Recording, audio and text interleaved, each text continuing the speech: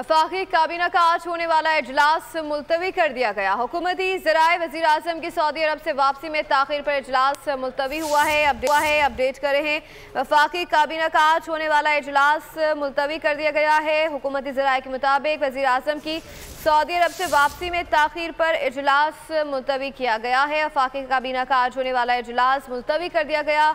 हुकूमती ज़राए के मुताबिक वज़ीर आज़म की सऊदी अरब से वापसी में ताख़ीर पर इजलास मुलतवी कर दिया गया। मज़ीद जानते हैं नुमाइंदा बोल न्यूज़ फहद चौधरी से। जी फहद, आगाह कीजिएगा।